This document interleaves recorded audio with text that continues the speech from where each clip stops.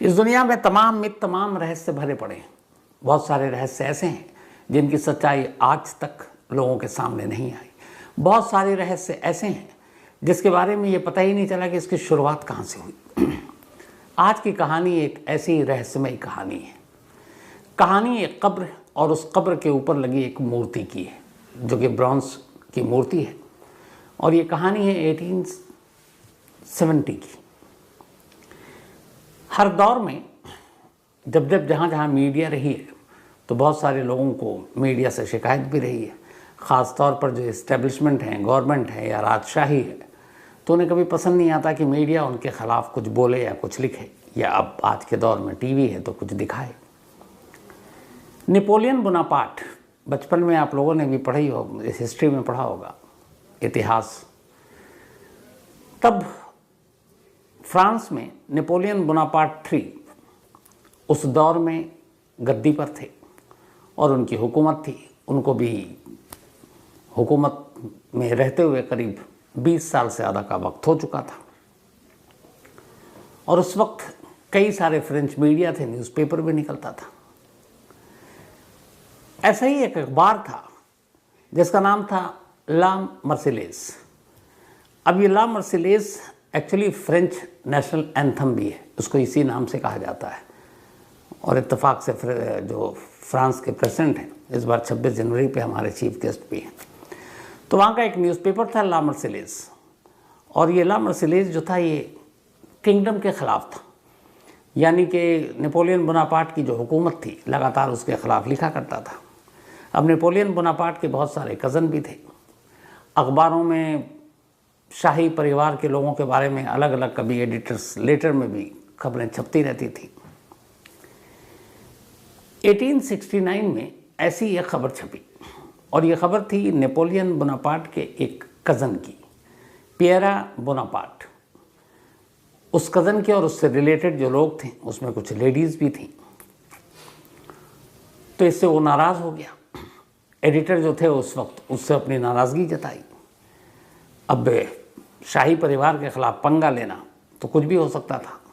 तो फिर ला मर्सिलेज के न्यूज़पेपर के जो एडिटर थे उन्होंने कहा कि चलो इस झगड़े को ख़त्म करते हैं।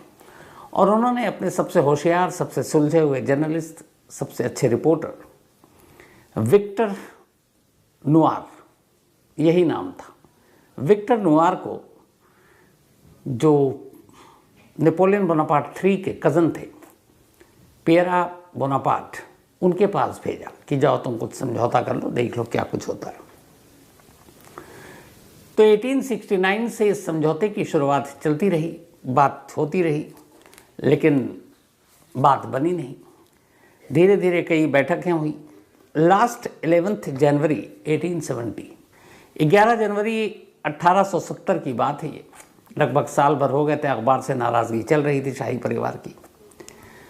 तो फिर जो अपने विक्टर नुआर हैं वो पहुँचे पियरा बोनापार्ट के पास, कज़न के पास नेपोलियन के, और जाकर उन्होंने बताई कि ऐसे ऐसे एडिटर साहब ने कहा है फलान, जो भी एक मैसेंजर के तौर पर। लेकिन उस दिन जो पियरा बोनापार्ट था उसको गुस्सा आ गया, और उस गुस्से में उसने अपनी पिस्टल निकाली और सीधे विक्टर नुआर की तरफ तान कर गोली चला दी। विक्टर नुआर वहीं फर्श पर गिर पड़ा और उसकी मौके पर ही मौत हो गई। अब जब मौत हुई तो फिर न्यूज़पेपर तक खबर पहुंची। अब एक पॉपुलर न्यूज़पेपर जो फ्रेंच वहाँ का, जिसका नाम ही वहाँ के नेशनल एंथम पर उस अखबार को निकाला जाता था, ला मर्सिलेज, उसके एक जर्नलिस्ट को एक शाही परिवार के शहजादे ने, क्योंकि वो प्रिंस था, उसने गोली मारी। तो उसको लेकर खूब हंगामा हुआ और इस राजशाही के ख़िलाफ़ तब तक लोग जागरूक भी हो रहे थे, लोकतंत्र की आवाज़ भी उठ रही थी।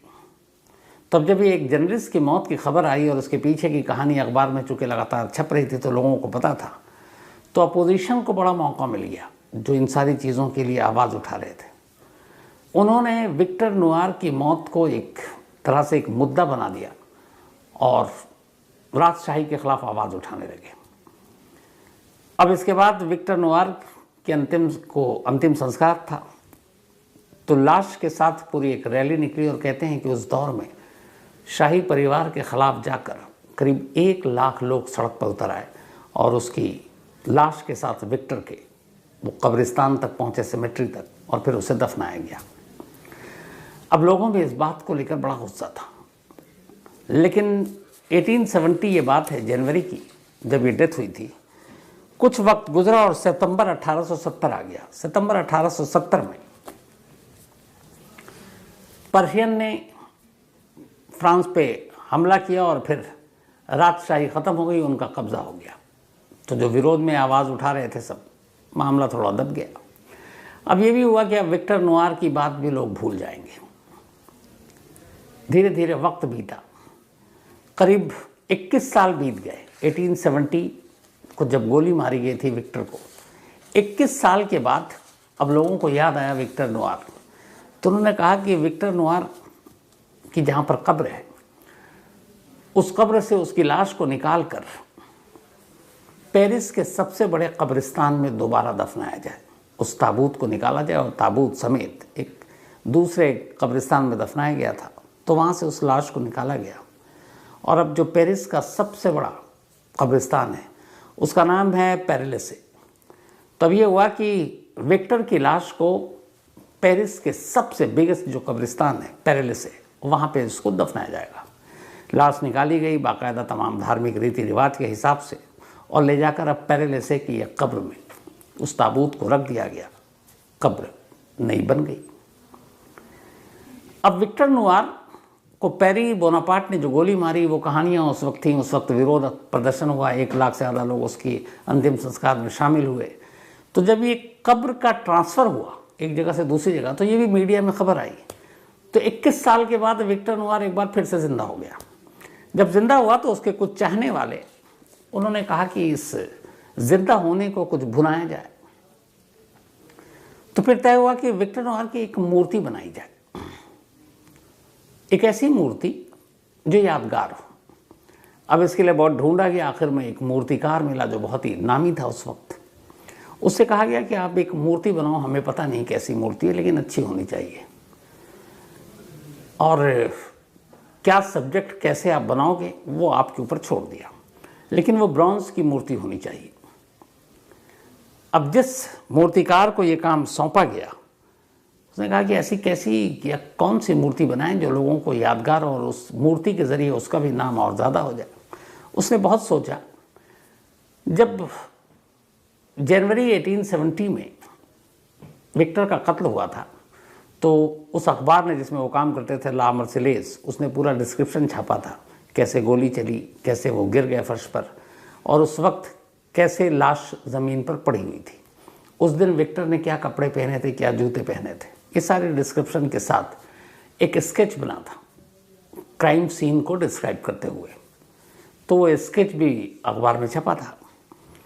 बहुत सोचने के बाद मूर्तिकार ने अचानक, अब चूँकि विक्टर के बारे में उसे पढ़ना लिखना भी उसे जानना है, उसे उस स्केच उसने देखा। स्केच देखने के बाद उसे ख्याल आया कि क्यों ना विक्टर नोआर गोली लगने के बाद जब फर्श पर गिरा और उसने दम तोड़ा, तो उस आखिरी मूवमेंट की मूर्ति बना दी जाए। इसके बाद उसने ब्रॉन्ज की मूर्ति बनानी शुरू की। मूर्ति बनकर तैयार, और वो वाकई मूर्ति बेहद शानदार बनाई। हू बहू विक्टर का फेस, उसके नाक, उसके लिप्स, कान, कद काठी, साइज। अब जब मूर्ति बनकर तैयार हो गई थी, जिन लोगों ने बनाया, जो लोग इसके पीछे थे, उन्होंने कहा कि अब इस मूर्ति को कहाँ लगाया जाए।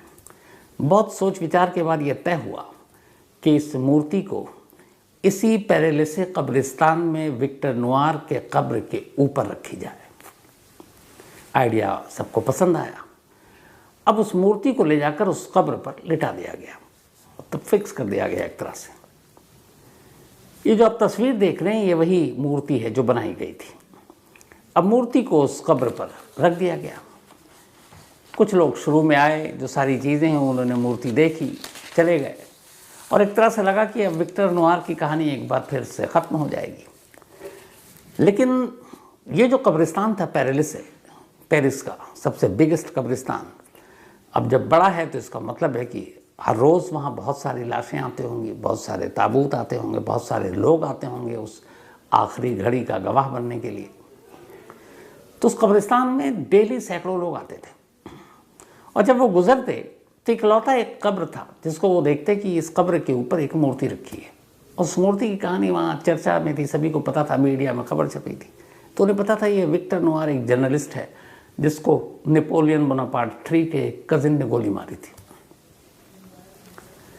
मूर्ति देखने में इतनी खूबसूरत थी कि कब्रिस्तान में बहुत सारी लड़कियां, महिलाएं भी आती थी। तो कहते हैं कि शुरुआत ऐसे हुई कि एक रोज़ कब्रिस्तान में कुछ लोग एक किसी मुर्दे को दफना कर लौट रहे थे, उसमें कुछ महिलाएं थीं।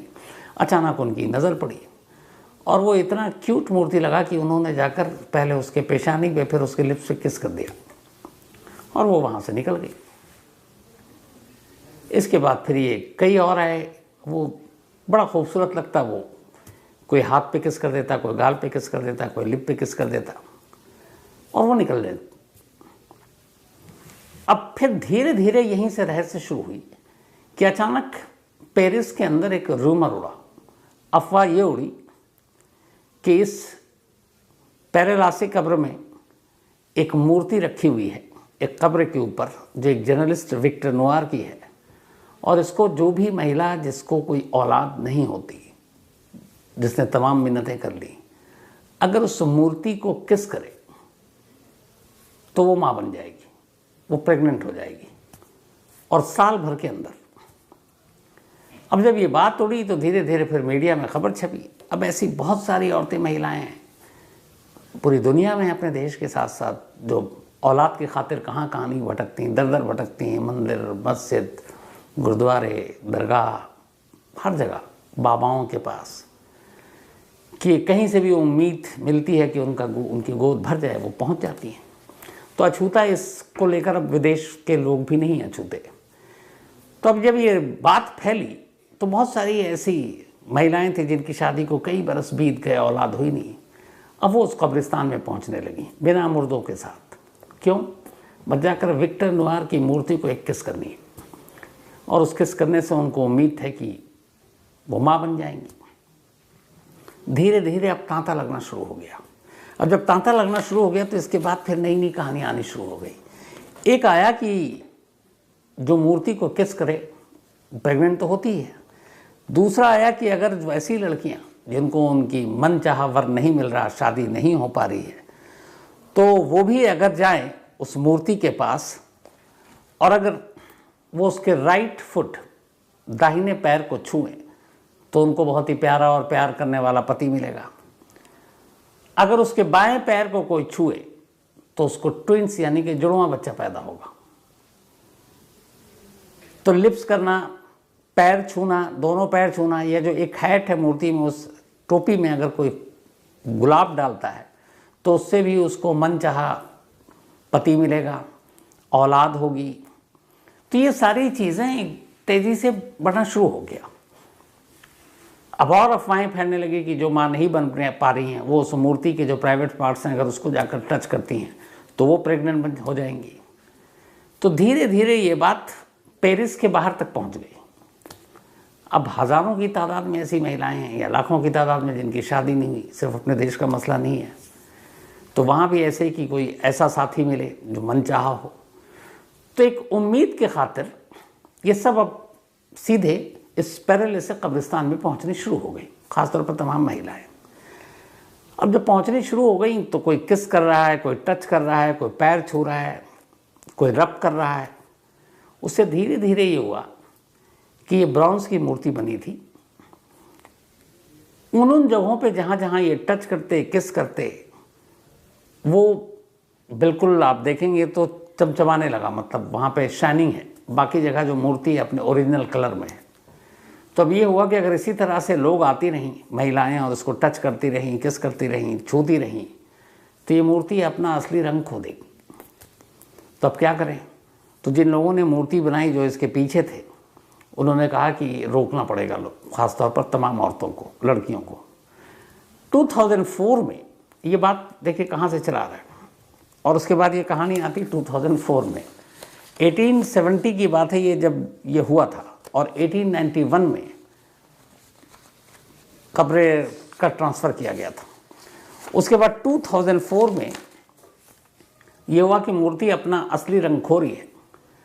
तो वहाँ के जो मैनेजमेंट हैं या जो भी लोग हैं और इस मूर्ति के पीछे, उन्होंने उस मूर्ति के चारों तरफ एक बाउंड्री टाइप की खींच दिया, तार लगा दिया और एक बोर्ड लगा दिया कि इस मूर्ति को अगर आप कोई टच करेगा तो उसके खिलाफ कानूनी कार्रवाई की जाएगी। अब आसपास हो गया, आप मूर्ति के करीब जा नहीं सकते क्योंकि घेराबंदी कर दी। कहते हैं कि जैसी ये चीज़ हुई, हज़ारों महिलाओं ने इसका विरोध करना शुरू कर दिया, बाकायदा उस सेमेट्री यानी कि कब्रिस्तान के मैनेजमेंट के ख़िलाफ़, प्रशासन के ख़िलाफ़। और महिलाओं की तादाद इतनी थी कि आखिर में उन लोगों को झुकना पड़ा और फिर कुछ दिन के बाद उन्होंने अपना फ़ैसला वापस लिया, उस घेरेबंदी को हटाया और कहा भाई जिसको जो मर्जी आओ, अपनी अपनी मन्नतों के हिसाब से तुम्हारी जो भी श्रद्धा है, आस्था है, आप करो और जाओ। उसके बाद ये दोबारा खुल गया। ये कहानी का एक पार्ट। दूसरा पार्ट ये है, बहुत सारे लोग कहते हैं कि ये सब बकवास है, इसका कोई साइंटिफिक वो नहीं, ये भी फैक्ट है, आज तक साबित नहीं हुआ कि इसको छूने से कोई प्रेग्नेंट हो जाए। लेकिन ऐसी औरतों की भी एक बड़ी तादाद थी जो जब इस मूर्ति को टच करके या किस करके गई, उसके बाद वो प्रेग्नेंट हो गई 1 साल के अंदर। और उससे पहले उनकी शादी को 10-10, 12-12, 15 साल हो चुके थे और कभी वो प्रेग्नेंट नहीं हो पाई। तमाम डॉक्टरों को भी दिखाया। तो जब वो प्रेग्नेंट हुई और उनका बच्चा पैदा हुआ तो वो अपने अपने बच्चों को लेकर विक्टर नोआर के कब्र पर पहुंची और वहाँ जाकर फूल वूल रखे, कई तो वहाँ पे जाकर तस्वीरें रख दी जो उनका बेबी हुआ। तो ऐसे एक बड़ी तादाद है औरतों की जिन्होंने ये किया। ऐसी बहुत सारी लड़कियों और महिलाओं की तादाद है बल्कि जो वहाँ आईं, उन्होंने पैर को टच किया, किस किया और उसके बाद उन्हें अच्छा जीवन साथी मिला जैसा वो चाहती थी। वो फिर कपल वहाँ पहुँचा और कपल ने जाकर थैंक्स के नाम पर वहाँ रोज़ रखा। तो ऐसे लोगों की तादाद भी हज़ारों में है और ऐसे लोगों की तादाद भी हज़ारों में जो कहते हैं ये सब बकवास है, ये सब अंधविश्वास है। तो अंधविश्वास सिर्फ अपने यहाँ नहीं चलता, दुनिया में हर जगह है। लेकिन इसका आज तक कोई साइंटिफिक ऐसा कोई रिसर्च या रीज़न जो कहे कि हाँ इसको टच करने से कोई प्रेग्नेंट या गर्भवती हो जाए, साबित नहीं हो पाया। लेकिन एक तरफ हज़ारों लोगों की उम्मीद और आस्थाएँ हैं जो कहती हैं कि यहाँ आने के बाद, किस करने के बाद, टच करने के बाद ही वो माँ बनी या फिर उनकी शादी हुई। तो दोनों पहलू हैं इस किस्से के। लेकिन ये कितना सच है, कितना सही, कितना विश्वास, कितना विश्वास, ये ना कहने की हालत में मैं हूँ। चूँकि 1891 से 2004 फिर आज 2023 कोई भी इस बात को साबित नहीं कर पाया। तो एक अजीब रहस्य, एक अजीब पहेली है और कमाल है। और कमाल के लोग हैं दुनिया में और हर तरह के लोग हैं दुनिया में और हर तरह की चीज़ें हैं, हर तरह की रहस्यमयी चीज़ें भी हैं। तो मुझे लगा कि क्राइम तक फैमिली मेम्बर को भी बताया जाए और साथ में ये भी कहूँ कि मैं देखता हूँ बहुत सारे हमारे मेल आते हैं जो ख़ासतौर पर पेरिस में भी रहते हैं, फ्रांस के अलग अलग हिस्सों से भी आते हैं। पेरिस के मुझे याद है कि कम से कम 15 से 20 तो ऐसे लोग हैं जिनके मेल आते हैं। तो जो भी हमारी क्राइम तक फैमिली मेम्बर इस वक्त पेरिस में ये कहानी सुन रही है, मैं आपसे ये चाहूँगा कि हमारी बाकी फैमिली के लिए, उसमें मैं भी शामिल हूँ, एक बार आप ज़रूर इस कब्रिस्तान के और इस मूर्ति के जो भी कहानी है उसके सच को आप अगर बताएं, दिखाएं या आप मुझे मेल करें तो मैं बाकी लोगों तक इसको पहुंचा सकता हूं और बता सकता हूं कि इसमें कितना सच है, कितना झूठ है और इसके पीछे की कहानी क्या है। तो पेरिस में रहने वाली मेरी फैमिली के लिए ये गुजारिश है कि वो इसके बारे में बताएं। और ये जो पेरेले से कब्रिस्तान है शायद पेरिस का सबसे बड़ा, अगर वहाँ से आप कुछ भेज सके तो सबके साथ शेयर करूँगा। चेन्नई में 2 दोस्त रहा करते थे, एक का नाम नंदिनी और दूसरे का नाम वेत्रीमारन। ये दोनों बचपन के दोस्त थे। अक्सर दोस्तों में कुछ लड़ाई झगड़ा भी होता है, कई बार एक दूसरे से मुंह फुला लेते हैं, बातचीत होती नहीं, बंद होती है। ऐसा हम सबके साथ होता है, मेरे साथ भी होता है। लेकिन फिर दोस्त होते हैं, पलट कर एक दूसरे के सामने आ ही जाते हैं, तमाम जो गिले शिकवे हैं दूर हो जाते हैं। तो नंदिनी और जो वेत्रीमारन है इनके बीच में भी कई बार मनमुटाव होता, झगड़ा होता, लेकिन फिर आपस में एक हो जाते। इत्तेफाक से अभी 3 दिन पहले 24 दिसंबर को नंदिनी का बर्थडे था। अब उससे पहले कुछ झगड़ा हुआ, वेत्रीमारन से उसकी बातचीत बंद थी। अचानक 23 दिसंबर को वेत्रीमारन नंदिनी को फ़ोन करता है और कहता है कि चलो लड़ाई झगड़ा ख़त्म करते हैं, तुम्हारा बर्थडे है तो कल मिलते हैं, कल हम लोग साथ रहते हैं और तुम्हारा बर्थडे धूमधाम से मनाता हूँ और उसके साथ ही मैं तुम्हें एक सरप्राइज़ गिफ्ट दूंगा। नंदनी को भी लगता है दोस्ती में लड़ाई कितना लंबा खींचें, चलो वो खुश हो जाती है और इस बात पे और खुश होती है कि उसे सरप्राइज़ गिफ्ट मिलने वाला है। वो कहती है ठीक है मैं तैयार हूँ। 24 दिसंबर की तारीख आती है। वादे के मुताबिक नंदनी तैयार थी। जो वेत्रिमारन है वो अपनी कार लेकर नंदनी के पास पहुंचता उसे लेने के लिए। अच्छा, नंदनी जो है वो एक चेन्नई की आईटी कंपनी में सॉफ्टवेयर इंजीनियर है और वेत्रिमारन एक आईटी कंपनी में वो भी काम करता है, दोनों अच्छे पोस्ट में, ठीक ठाक सैलरी, पढ़े लिखे लोग। तो नंदनी को पिक करता है वेत्रिमारन और फिर अपने साथ चेन्नई में पहले इधर बीच पे कहीं और घुमाता है, फिर उसके बाद मॉल ले जाता है। जो नंदनी की पसंदीदा चीज़ें हैं वो उसकी शॉपिंग कराता है, उसे कपड़े दिलाता है, फिर दोनों लंच करते हैं, कॉफ़ी पीते हैं। इसके बाद फिर वो उसको कहीं और मार्केट में ले जाता है, वहाँ से भी उसकी पसंद की चीज़ें दिलाता है और बार बार एक चीज़ कहता है कि तुम्हारा सरप्राइज़ गिफ्ट जो है वो आखिर में। इसके बाद शाम हो जाती है, कहता है कि आज तुम्हारा बर्थडे है, कुछ नए काम भी करते हैं। तो उसको किसी अनाथ आलय में ले जाता है, अनाथालय जो वहाँ बच्चे थे गरीब, तो वहाँ पे नंदनी के बर्थडे की वजह से वो उन बच्चों को कुछ गिफ्ट देते हैं अनाथालय में जाकर और ये काम वेत्रिमारन ही करता है। नंदनी भी खुश हो जाती है कि देखो उसका दोस्त उसका कितना ख्याल रख रहा है। अब शाम लगभग होने को है। नंदनी बीच में कई बार पूछती भी कि सरप्राइज़ गिफ्ट भी दे दो, कहता उसके लिए इंतज़ार करो। अब शाम होने वाली है, नंदनी को घर भी वापस लौटना है। उसने कहा गिफ्ट, उसने कहा चलो देते हैं। दोनों कार में बैठते हैं। इसके बाद करीब शाम के 7:15 बज चुके थे, अंधेरा हो चुका था। गाड़ी चल पड़ती है, लेकिन गाड़ी का रुख उस तरफ नहीं था जहां नंदनी रहती थी, बल्कि गाड़ी किसी और डायरेक्शन में दौड़ रही थी। नंदनी को लगता है कि शायद इस सरप्राइज बर्थडे गिफ्ट के लिए कहीं और जाना है। अब गाड़ी थोड़ा सा शहर के बाहर निकल जाती है। इसके बाद एक सुनसान जगह पर गाड़ी रुकती है। उस सुनसान जगह पर एक टूटा फूटा या ये कहें कि अंडर कंस्ट्रक्शन एक मकान था। उस मकान के आसपास कोई शख्स नहीं था, बिल्कुल सन्नाटा। वेत्रिमारन गाड़ी से उतरता है, नंदनी को कहता उतरो, आओ अब सरप्राइज गिफ्ट देने का वक्त आ गया। दोस्त और दोस्त से मिलने वाले उस सरप्राइज गिफ्ट को हासिल करने के लिए नंदनी भी काफ़ी बेचैन थी। तो वो वेत्रिमारन के कहने के मुताबिक कार से उतरती है। उसके बाद वो उस अंडर कंस्ट्रक्शन घर के अंदर उसे ले जाता हाथ पकड़कर। वहाँ पे एक कोई मुंडे टाइप की कोई चीज़ होगी, वहाँ कहता है कि तुम बैठ जाओ। बैठाने के बाद कहता है कि ये जो सरप्राइज गिफ्ट है इसको देने की कुछ शर्तें। नंदनी कहती है मुझे मंजूर है। कहता पहले अपनी आंखें बंद करो। नंदनी आंखें बंद कर लेती है। कहता नहीं, तुम बीच में चीटिंग कर सकती हो, इसलिए तुम्हारी आंखों पे मैं पट्टी बांधूंगा। वो अपना रुमाल निकालता है और नंदनी की आंखों पे रुमाल बांध देता है। नंदनी कहती कोई बात नहीं, गिफ्ट दो। फिर वो कहता नहीं तुम आंखें नहीं, तुम फिर हाथ से और ये सारी चीज़ों से पता कर लोगी गिफ्ट क्या है, तुम्हें जो तुम्हारे हाथ भी बांधने। नंदनी खुशी खुशी अपने दोनों हाथ आगे कर देती है। आंखों पर पट्टी चढ़ चुकी थी। जब वो हाथ आगे बढ़ती है तो अचानक उसे लगता है कि कोई चेन जैसी चीज़ उसके हाथों से टकरा रही।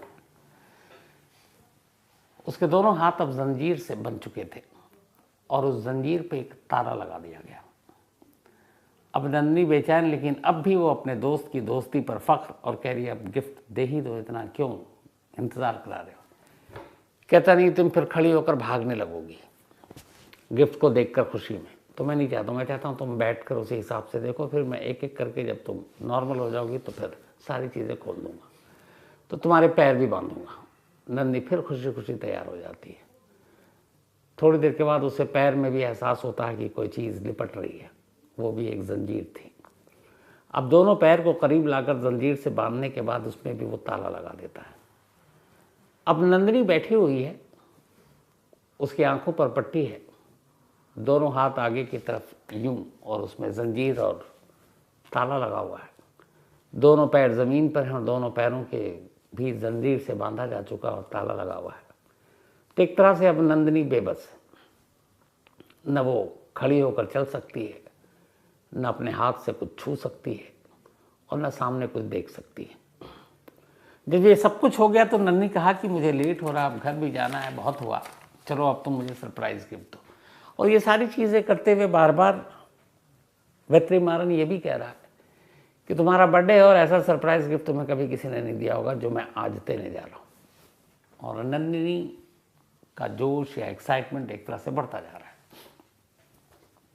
ये सब कुछ हो गया, अब वो सिर्फ गिफ्ट का इंतज़ार कर रही है। उसे लग रहा है कि अब वेत्रीमारन को गिफ्ट देगा और उसकी आंखों की पट्टी खुलेगी,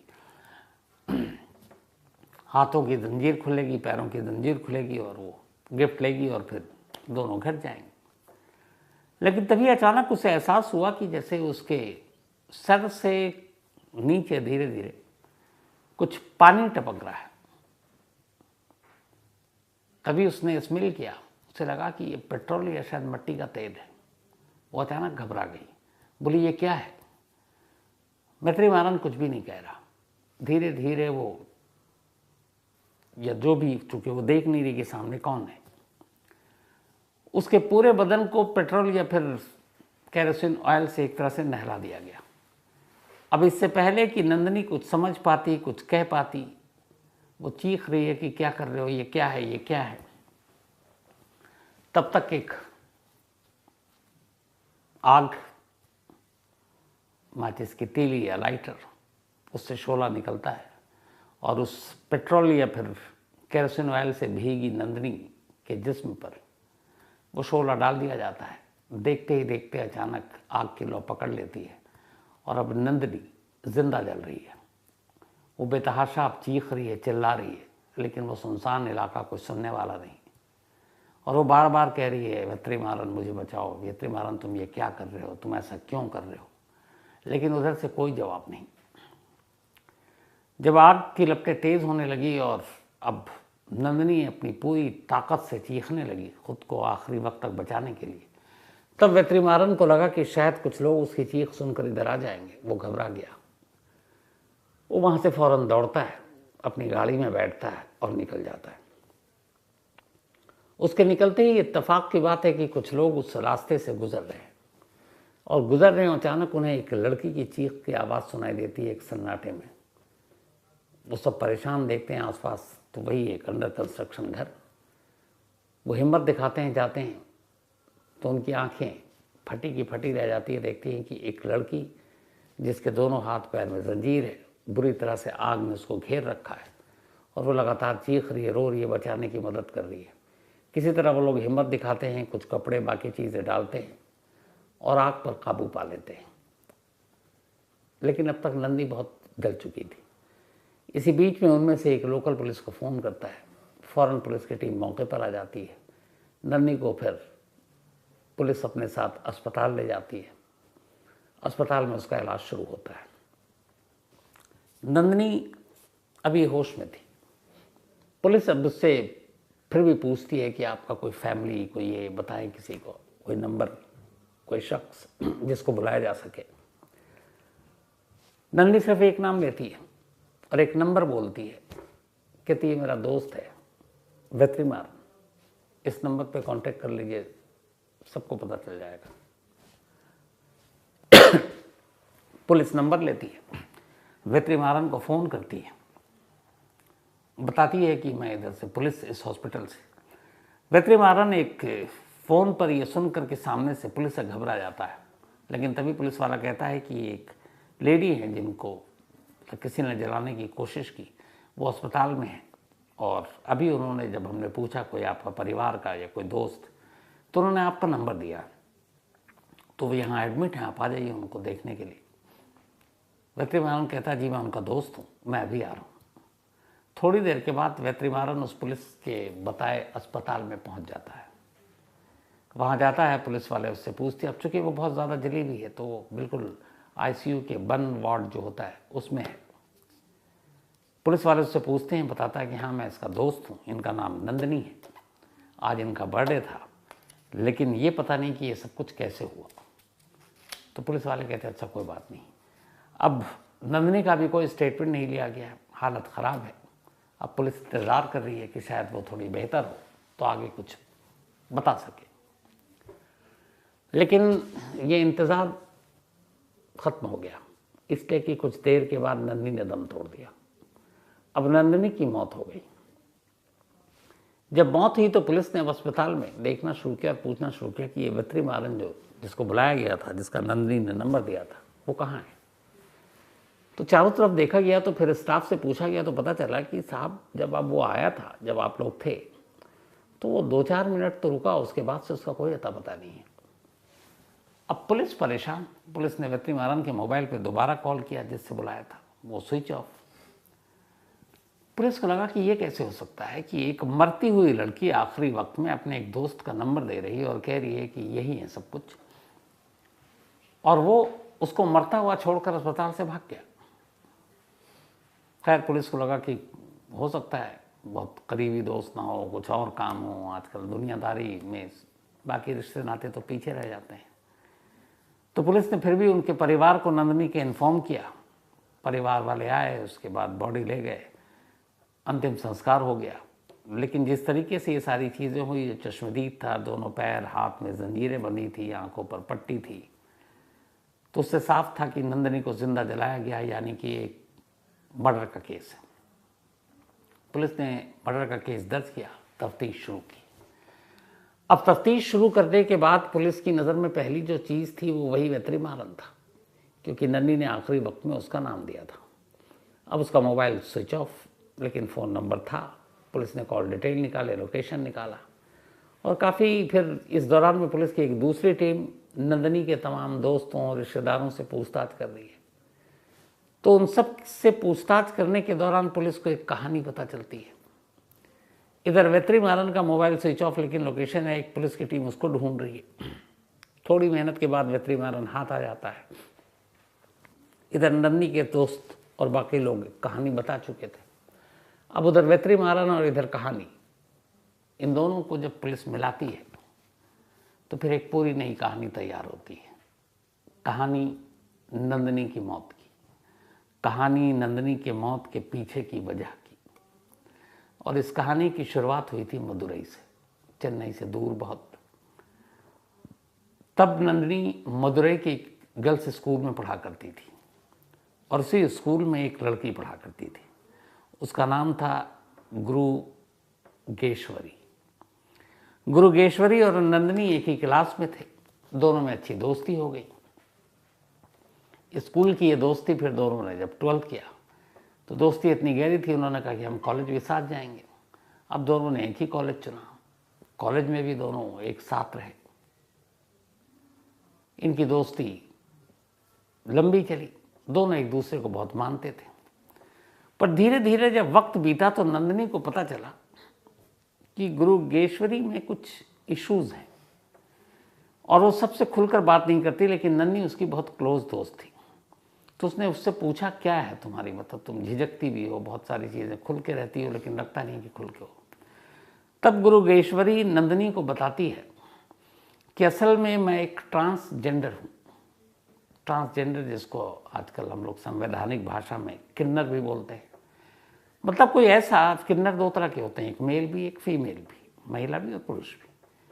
तो एक ऐसी लड़की जो पैदा तो लड़की हुई है, लेकिन उसके अंदर के जो सारे हार्मोन्स कहें, हाव भाव कहें, भावनाएं कहें, जज्बात कहें, वो लड़कों वाले हैं। जैसे कई ऐसे लड़के पैदा होते हैं जिनके हाव भाव, उनकी ख्वाहिशें, उनकी भावनाएं, उनके हार्मोन्स, वो सारे लड़की वाले होते हैं। तो गुरुगेश्वरी ने कहा कि वो है तो लड़की, लेकिन वो एक ट्रांसजेंडर है, मतलब उसके अंदर लड़कों वाली सारी चीज़ें हैं। तो नन्हे ने कहा कि इसमें छुपाने की क्या बात है, इसमें कोई शर्म की बात नहीं, हम लोग तुम्हारे साथ हैं। गुरुगेश्वरी बहुत खुश हो गई। फिर उसने कहा हमारे ग्रुप में बहुत सारे दोस्त हैं, उनको तुमको खुलकर बात करनी चाहिए। गुरुगेश्वरी ने अपने ग्रुप के सारे दोस्तों से बात की, लेकिन जब उन दोस्तों को पता चला तो धीरे धीरे उन दोस्तों ने उससे दूरियां बनानी शुरू कर दी। इकलौती नंदनी थी जो गुरुगेश्वरी की सच्चाई को जानने के बावजूद उसके करीब रही और उसकी दोस्ती पर कोई फर्क नहीं आया। इस दौरान में दोनों की पढ़ाई कंप्लीट हो गई, दोनों अच्छी पढ़ाई की थी, अच्छी नौकरी मिली। नंदनी सॉफ्टवेयर इंजीनियर बन गई, गुरुगेश्वरी एक IT कंपनी में ज्वाइन कर लिया। फिर एक रोज़ उसने नंदनी से कहा कि मैं चूँकि ट्रांसजेंडर एक किन्नर हूँ तो मैं ऑपरेशन कराना चाहता हूँ और उस ऑपरेशन के बाद मैं पूरी तरह से एक मर्द की तरह अपनी ज़िंदगी जीऊँगा। अभी तक वो गर्ल्स स्कूल और वहाँ पे वो एक लड़की वाले टाइप में रहती थी और दोनों नंदनी और वो एक तरह से लड़की में दोस्ती थी। नंदनी ने कहा कि अगर तुम्हें इससे खुशी मिलती है तो तुम बेशक कराओ। इसके बाद गुरुगेश्वरी ने ऑपरेशन कराया। ऑपरेशन के बाद अब वो गुरुगेश्वरी से बेत्री मारन बन गई। बचपन की दोस्त गुरुगेश्वरी बड़े होने के बाद लड़के के रूप में अब उसने अपना नाम बदलकर बेत्री मारन रख लिया। नन्नी को इससे कोई आपत्ति नहीं थी। उसके बाद भी दोनों की दोस्ती चलती रही, लेकिन बीच बीच में लड़ाई झगड़ा भी होता। इसी दौरान में 2023 आ गया। अब दोनों सेटल हैं, नौकरी कर रहे हैं। बेत्री मारन कहीं ना कहीं नंदनी को लेकर एक तरह से उसके दिल में बहुत कुछ था। उसे लगता था कि वो नंदनी से प्यार करता है। उसे ये भी लगता था कि अब उसने ऑपरेशन करा लिया है और वो एक लड़की से लड़का बन चुका है, तो नंदनी उसके लिए एक बहुत बेस्ट लड़की होगी शादी के लिए। तो धीरे धीरे करके उसने एक रोज़ नंदनी से अपने दिल की बात कह दी। नंदनी को ये बात बड़ी बुरी लगी। उसने कहा, देखो हम बचपन से दोस्त हैं, मैंने कभी तुम्हारे बारे में ऐसा नहीं सोचा। एक तो ये उम्र का एक बड़ा हिस्सा हम दोनों ने लड़कियों के साथ ही तरह ही गुजारी, क्योंकि तुम गुरुगेश्वरी थी। अब इस मोड़ पर आकर तुमने ये जो भी किया, और मैं तुम्हारे फैसले से वो थी कि तुम जो करना चाहो, जिससे तुम्हें खुशी मिले, तुम लड़की से लड़का बन जाओ। लेकिन मेरी इस दोस्ती को या इन चीज़ों को तुम उस एंगल से मत देखो कि मैं तुमसे प्यार करती हूँ। अब ये बात बेत्री मारन को बड़ी बुरी लगी। इसी बीच में बेत्री मारन ने कई बार देखा कि वो किसी और लड़के से बात कर रही है, हंस हंस कर बात कर रही है। उसके मोबाइल में और भी कई नंबर हैं, व्हाट्सअप चैट कर रही है एक दोस्त की तरह। बेत्री मारन को लगा कि ये बहुत बुरा कर रही है, क्योंकि नंदनी सिर्फ मेरी है, वही एक तरफा इश्क का जुनून। उसने फिर नंदनी से 1-2 बार और कहा कि देख लो, हम दोनों की ज़िंदगी अच्छी निभेगी। नंदनी ने साफ मना कर दिया। इसी मना करने की वजह से दोनों के बीच में बातचीत बंद थी, और ये बात थी अक्टूबर-नवंबर की। लंबे वक्त तक बातचीत बंद रही। ऑपरेशन कराया था गुरुगेश्वरी ने जाकर बेंगलुरु में, और बेंगलुरु में ही वो नौकरी कर रहा था। नंदनी चेन्नई में नौकरी कर रही थी। तो अक्टूबर-नवंबर में फिर उसने इस टॉपिक को छेड़ा और दोनों में झगड़ा हो गया, बातचीत बंद हो गई।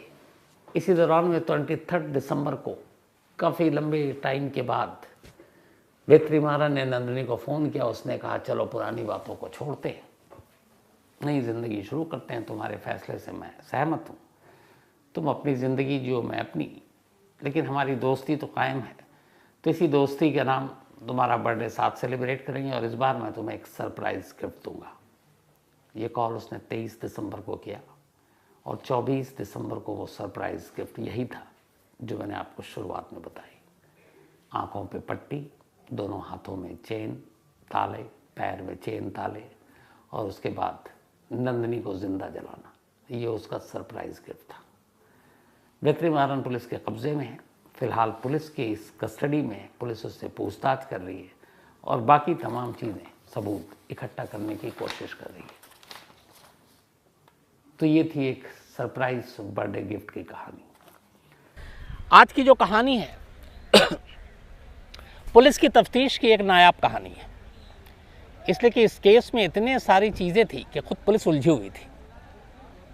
कहानी बिहार के गया इलाके की है, गया के एक गांव की है। उस गांव में एक रिटायर्ड फौजी रहते हैं, पीएन सिंह। पीएन सिंह के 3 बेटे, तीनों की शादी हो गई।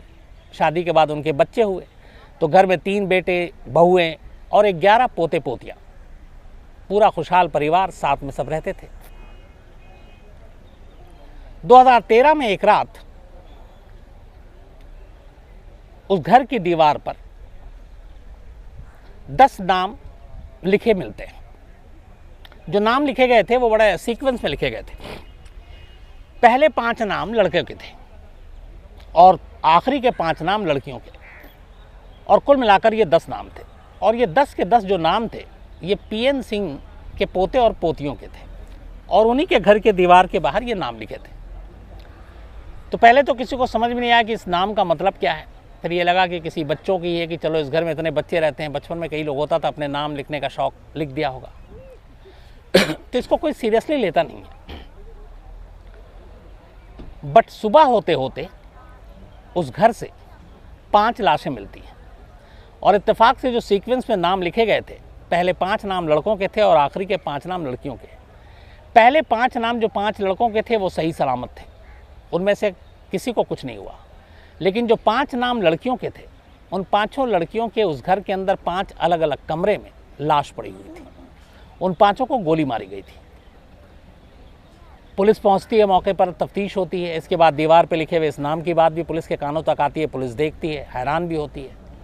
बट ये पहली समझ में नहीं आई कि दीवार के ऊपर 10 नाम, 10 में से शुरू के 5 नामों को बख्श दिया गया, नीचे के 5 नामों को कत्ल कर दिया गया, और इत्तेफाक से वो 5 कत्ल होने वाली लड़कियां थी, लड़कों को छुआ भी नहीं गया। अब जब तफ्तीश हुई तो फिर पूरी कहानी इस तरह से सामने आई कि जो रिटायर्ड फौजी पीएन सिंह, इस घर के मुखिया, जिनके पोता पोती, 3 बेटे बहू घर में रहते थे, वो उस रात घर के बाहर दालान में सो रहे थे। लाशें 5 लड़कियों की अलग अलग कमरों में मिली, 5 को गोली मारी गई। दूसरी बात, उस घर में इतना बड़ा परिवार रहता था, लेकिन उस रात हैरानी की बात यह थी कि उन 5 लड़कियों के अलावा उस घर में और कोई नहीं था। पीएन सिंह खुद घर के बाहर सो रहे थे। तो जब तफ्तीश हुई कि कहाँ हैं, तो पता चला कि उस परिवार के जो 5 बच्चे थे वो अब पड़ोस में एक जानने वाले हैं, उनके यहाँ जाकर सो गए थे। लड़कियाँ सिर्फ घर में सो रही थी। अब फिर ये हुआ कि इन लड़कियों के जो चाचा और पिता हैं और जो माँ हैं और चाची हैं वो कहाँ थी। तो पता चला कि पीएन सिंह के 3 बेटे अपनी बीवियों को लेकर उस रात गांव से ही थोड़ी दूरी पर उनका पुलिस स्टेशन लगता है, वो वहाँ गए थे एक रिपोर्ट लिखाने, और रिपोर्ट उनके पड़ोसियों के ख़िलाफ़ थी। रिपोर्ट ये थी कि उनका कुछ पुराना ज़मीन जायदाद का झगड़ा भी था, लेकिन ये था कि उनकी बच्चियों को छेड़खानी के मामले में वो रिपोर्ट लिखाने गए थे कि उनके साथ छेड़खानी करते हैं पड़ोस के लोग। तो पुलिस ने जब तफ्तीश की तो ये सारी कहानी सामने आई। परिवार से जब पूछताछ हुई तो उन्होंने सीधे पड़ोसी पर शक जताया। चूँकि मामला बड़ा गंभीर था, एक साथ 5 लाशें मिली थी, पुलिस ने पड़ोस के जिस पड़ोसी के ऊपर इल्ज़ाम लगाया था उस परिवार के कुछ लोगों को गिरफ्तार कर लिया। गिरफ्तार करने के बाद उनसे पूछताछ करने लगी, लेकिन केस खुल नहीं रहा था। इस दौरान में पुलिस अपनी तरफ से सारी चीज़ें तफ्तीश कर रही है, लेकिन कातिल और कत्ल का मकसद नहीं पता चल रहा है। दीवार पर लिखे हुए नाम से भी उसकी पहली सुलझ नहीं रही है। धीरे धीरे वक्त बीतता है। गांव के लोग गुस्से में भी थे, क्योंकि 5-5 कत्ल और लड़कियों का कत्ल, और सारी लड़कियां जिनकी कत्ल हुआ, जिनका वो 11 से 17 साल की उनकी उम्र थी। पुलिस बहुत तफ्तीश करती है, लेकिन उसे कहीं से भी बाहरी कातिल का कोई सुराग नहीं मिलता। इसके बाद फिर पुलिस की टीम नए सिरे से घर की छानबीन करती है। तो जब छानबीन करती है तो 2 चीज़ें मिलती है। एक, उस घर के अंदर कोई फोर्सफुल एंट्री नहीं थी, मतलब कोई बाहर से तोड़कर या ताला तोड़कर, दरवाज़ा तोड़कर अंदर नहीं आया, तो इसका मतलब है कि कोई जानकार है। नंबर 2, 5 लड़कियां अपने कमरे में सो रही थी और 5 लड़कियों को गोली मारी गई, लेकिन उस गोली की आवाज़ ना पड़ोसी छोड़ी है, जो बाहर में दालान में उनके दादा सो रहे हैं उन तक के कानों में गोली की आवाज़ नहीं आई। ये भी हैरान करने वाली थी। 3, उसी रात उस परिवार के 5 बच्चे पड़ोस के घर में जाकर क्यों सो रहे थे। 4, उस घर के तमाम बाकी जो बड़े लोग थे वो घर से बाहर थे और बच्चियां अकेली थीं। और तीनों भाई का अपनी पत्नी के साथ पुलिस स्टेशन में जाकर रिपोर्ट लिखाना पड़ोसी के खिलाफ एक साथ, ये भी बड़ी अटपटी सी चीज़ लग रही थी। तो कुल मिलाकर कहीं ना कहीं पुलिस को साजिश की जो बू लगी वो ये कि मामला कुछ इंटरनल है। लेकिन माहौल ऐसे थे, घर में 5 लाशें, रोना पिटना कोहराम, सबूत को है नहीं, आप किससे पूछताछ करें। पर पुलिस गुपचुप तरीके से अपना काम करती रही। काम करते करते पुलिस को बहुत सारी जो सबूत थे वो इकट्ठा करने लगे, पड़ोसियों से पूछताछ करने लगे। इधर पड़ोसी को जो गिरफ्तार किया उनसे पूछताछ में कोई मिल नहीं रहा था। इसी दौरान में पोस्टमार्टम के बाद उन सभी की लाशें मिल गई, उनका अंतिम संस्कार हो गया बच्चियों का।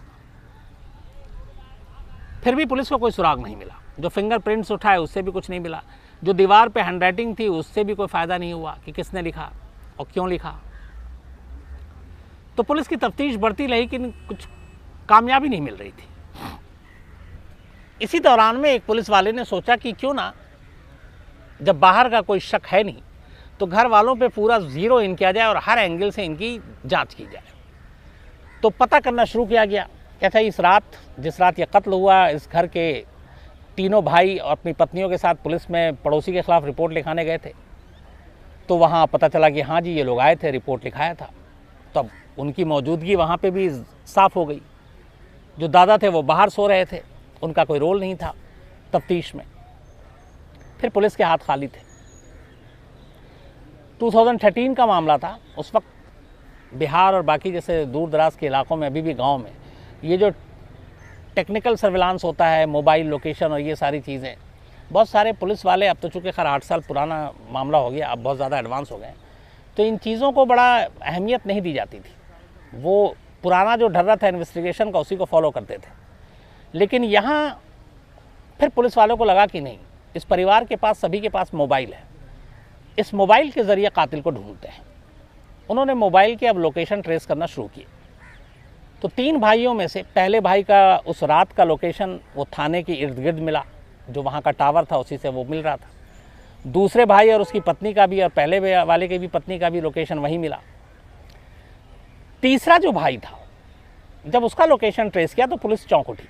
उसका लोकेशन उस रात पुलिस स्टेशन में था ही नहीं, बल्कि उसका लोकेशन उसी गांव का दिखा रहा था जिस गांव में उसका घर था, और वो टावर उसी को कैच कर रहा था। अब कई बार बयान हुए थे, तीनों भाई ने कहा था वो पुलिस स्टेशन में है, लेकिन एक भाई का मोबाइल का लोकेशन दिखा रहा गांव में है उस रात जब 5 बच्चों का कत्ल हुआ। पुलिस का माथा ठनका। अब पुलिस ने रीज़न ढूंढना शुरू किया हाथ रखने से पहले, क्योंकि सिर्फ लोकेशंस के ऊपर, और लोगों का गुस्सा भी था, हमदर्दी भी थी परिवार से, उठा लेना, गिरफ्तार कर लेना बहुत ज़्यादा है कि लोग भड़क जाते। तो पुलिस बहुत फूंक फूंक कर कदम उठा रही थी। लोकेशन से शक हो गया इस तीसरे बेटे पे कि इसकी गांव में मौजूदगी है, लेकिन ये झूठ क्यों बोल रहा है। इस दौरान में उस पड़ोसी से जिसके खिलाफ इन्होंने शिकायत की थी घर वालों ने, जो गिरफ्तार किए गए, उनसे, उनके रिश्तेदारों से जब पूछताछ हुई तो पता चला कि हाँ, ज़मीन जायदाद का इनका पुराना झगड़ा है, लेकिन छेड़खानी और ये सारी चीज़ें, ये झूठी बात थी, और इसीलिए कभी पुलिस ने इससे पहले रिपोर्ट भी नहीं लिखी। तो इनका एक मसला चला आ रहा था। लेकिन इस मसले में कई बार इस परिवार ने धमकी दी थी, तुम लोगों के साथ ऐसा करेंगे कि फांसी से कम कोई सज़ा नहीं होगी। ये लाइन जब पुलिस ने सुनी कि फांसी से कम सज़ा नहीं होगी, और इधर 5 लाशें, कहीं ना कहीं दोनों को जोड़ा। लोकेशन मोबाइल का गांव। आखिरकार पुलिस के पास अब और कोई रास्ता नहीं बचा। पुलिस को यकीन हो गया कि इस कत्ल के पीछे घर के किसी शख्स का हाथ है, और इसी के बाद पुलिस ने उस शख्स से, उस तीसरे शख्स को बुलाया, उससे पूछताछ की और पूछा कि उस रात तुम पुलिस स्टेशन में नहीं थे। वो घबरा गया। उसके बाद उसे गिरफ्तार कर लिया। गिरफ्तार करने के बाद जब उसे पुलिसिया अंदाज में पूछा गया, अच्छा, इस गिरफ्तारी को और पूछताछ को भी बड़ा उस वक्त सीक्रेट रखा गया था, इसलिए कि जिस घर में कत्ल हुआ उसी घर के, उसी बच्चियों के बाप या चाचा में से एक को किसी को उठा ले, और जो 5 बच्चियाँ मरी थी उनमें से एक का ये बाप भी था और बाकी बच्चियों का चाचा, तो गांव वाले और भड़क जाएंगे, गुस्सा हो जाएंगे। तो बड़ी खामोशी के साथ पुलिस ने अपना काम किया, उसको उठाया, उससे पूछताछ की, और आखिरकार वो टूट गया। उसने अपना गुनाह कबूल किया। फिर उसके दोनों भाइयों और बाप को बुलाया गया, लगा कि ये लोग भी शामिल हैं। तो जब उनके सामने पूरी कहानी रखी गई तो वो यूँ थी कि पड़ोसियों के साथ झगड़ा था ज़मीन जायदाद को लेकर। इधर इस घर में 5 बच्चियाँ थीं, तीनों भाई के, बेटियाँ बड़ी हो रही थीं, 11 से 17 साल उम्र हो गई थी। इनमें से एक भाई हमेशा कहता था कि मैं अपने पड़ोसी को ऐसा सबक सिखाऊंगा और ऐसे केस में फंसाऊंगा कि कम से कम फांसी होगी और हमारी दुश्मनी भी ख़त्म हो जाएगी, ज़मीन जायदाद का भी झगड़ा ख़त्म हो जाएगा। पर कहीं ना कहीं उसके मन में एक और चीज़ थी कि घर में 5-5 बेटियां बड़ी हो रही, इनकी शादी है, इनका दहेज है, तो बेटियों का बोझ भी उसके दिमाग में था। तो उसने कहा कोई ऐसा काम करो जिससे इन दोनों चीज़ों से छुटकारा मिल जाए, एक पड़ोसी से और दूसरा बेटियों की शादी करने और दहेज से भी बच जाए। और बस ये बात वो अक्सर कहा करता था, लेकिन दहेज वाली और बेटियों वाली ये बात नहीं कहता था। बस इतना कहता था कि पड़ोसी को ऐसी सबक सिखाएंगे कि फांसी से कम नहीं होगी। और इसी के बाद एक रात प्लानिंग के तहत उसने घर के तमाम 5 बच्चों को पड़ोस के यहाँ सोने भेज दिया और फिर दोनों भाइयों से कहा कि चलो आज रिपोर्ट लिखाते हैं, इनको सबक सिखाते हैं। आधे रास्ते साथ गया, बाकी दोनों भाई को कहा तुम पुलिस स्टेशन पहुँचो, मैं कुछ कागज़ और लेकर आता हूँ। उसके बाद ये वापस घर आता है। घर आने के बाद एक एक करके कमरे में जाता है, अपनी बेटी समेत अपनी भतीजों को सभी को गोली मारता है। गोली मारने के बाद घर से बाहर निकलता है और फिर उसी गांव में घूमता रहता है। उसके बाद जब इसके भाई और भाभी सब आ जाते हैं तब ये घर आता है और उसके बाद इस कत्ल आम का खुलासा होता है। जब ये कहानी खुद उसके घर वालों ने, उसके बाप ने, उसके भाइयों ने, उसकी पत्नियों ने सुनी तो उनके पैरों तले भी ज़मीन खिसक गई कि दुश्मनी निभाने के लिए कोई इस हद तक जा सकता है। ये अजीब सी है कि अपने ही घर की 5 बच्चियों को मार दिया और बेटियों को कोई इस तरह से बोझ मान सकता है कि उनकी शादी के डर से वो उनका कत्ल कर दे। बट ये दोनों चीज़ें इस कहानी में हुई। फिर उससे पूछा गया कि इस दीवार पे जो 10 नाम लिखे थे, पता चला कि उसी ने लिखे थे और जानबूझ के उसने जो उसकी सही हैंडराइटिंग उस हैंडराइटिंग से मिलता जुलता नहीं लिखा था ताकि पकड़ में ना आए। और ये इसलिए लिखा था ताकि इसको एक पहेली बना के और ये साबित किया जा सके कि देखो कत्ल होना था 10 का, बट 5 बच्चे दूसरे घर में सो रहे थे इसलिए बच गए, लड़कियां बची हुई थी इसलिए वो मारी गई। तो इस साजिश के तहत उसने दीवार पर यह नाम लिखा था। पुलिस ने बड़ी मुश्किल से इस केस को, जिस तरीके से उस वक्त जो हालात थे, जो इन्वेस्टिगेट किया और आखिरकार असली कातिल को पकड़ा। फिर जिसने भी जो कहानी सुनी वही एक तरह से चौंक उठा कि कोई ऐसा भी कर सकता है। फिलहाल ये मामला लोअर कोर्ट में अभी चल रहा है, अभी फैसला नहीं आया। इसका जब भी फैसला आएगा क्या कुछ होता है मैं आपको ज़रूर बताऊंगा। तो आज कहानी में इतना ही। और ये कहानी बेहद हैरत अंगेज है, इसलिए कैसे अपने देश में, हिंदुस्तान में बड़े कम ऐसे क्राइम के केसेस हुए हैं जो टाइम मैगजीन जैसी मैगजीन के कवर पेज पे अपनी जगह बना, वो भी एक मर्डर मिस्ट्री। और ये थी बनी। ये कहानी 1933 की है। 1933 वो साल है जब दुनिया में कई चीज़ें हुई थी। नाजी जर्मनी पे कंट्रोल कर रहे थे, हिटलर एंड उनके सारे लोग। दूसरी तरफ एक आपको याद होगा बॉडी लाइन सीरीज ऑस्ट्रेलिया और इंग्लैंड के बीच जो क्रिकेट मैच खेला गया, जिसमें किस तरीके से सीधे बॉलर जो है वो बैट्समैन के बॉडी को टारगेट कर रहा था, कई जख्मी हुए और उसकी वजह से इंग्लैंड और ऑस्ट्रेलिया के जो रिश्ते हैं उसमें बड़ी खटास आई। तीसरी तरफ एक भारत में 1933 में एक पाकिस्तान डिक्लेरेशन का प्रपोजल पास हुआ, जिसमें धर्म के हिसाब से एक अलग देश की बात पहली बार उठी कि पाकिस्तान, चूंकि उस तरफ ज़्यादा मुसलमान रहते हैं, तो एक अलग पूरा वो मुस्लिम ही देश बनाया जाए। तो 1933 में ये डिक्लेरेशन भी पास हुआ। इन सारी खबरों के बीच में एक खबर अचानक कोलकाता से आती है और कोलकाता से आई ये खबर एक ऐसी मर्डर मिस्ट्री थी जिसने न सिर्फ पूरे देश को चौंका दिया बल्कि पूरी दुनिया में इस खबर के बारे में बातें हो रही थी और टाइम मैगजीन तक ने इसे फिर छापा। ऐसा क्यों, ऐसी क्या बात थी इस मर्डर मिस्ट्री में? और ये पहली बार लगभग उस वक्त ऐसा था कि किसी क्राइम में मेडिकल का इन्वॉल्वमेंट होना, वैसी चीज नहीं सुनी थी यहाँ पर, कम से कम अपने देश में। लेकिन तब ये पहली बार इसका भी खुलासा हुआ। तो बात 1933 की है। कोलकाता में पूरे देश की तरह ब्रिटिश रूल था अपना, और तब छोटे छोटी बहुत सारी रियासतें हुआ करती थी, प्रिंसेस, नवाब, ये सारे लोग हुआ करते थे। ऐसे ही पाकुर, वेस्ट बंगाल में तब ये हुआ करता था, एक इलाका था, एक डिस्ट्रिक्ट था पाकुर, अब झारखंड में आ चुका है। तो पाकुर में भी अपनी रियासत थी, एक नवाब थे, प्रिंसेस थे, और ये सब कुछ चल रहा था। इसी दौरान में होता यह है कि 26 नवंबर 1933 इस पाकुर रियासत का एक राजकुमार, जिसकी उम्र सिर्फ 20 साल, उसका नाम था अमरेंद्र चंद्र पांडे। अमरेंद्र चंद्र पांडे कोलकाता आए हुए थे अपने दोस्तों और कुछ रिश्तेदारों के साथ, और कोलकाता में रहने के बाद 26 नवंबर 1993 को हावड़ा रेलवे स्टेशन से वो वापस पाकुर जा रहे थे। ट्रेन पकड़ने के लिए स्टेशन पहुंचे।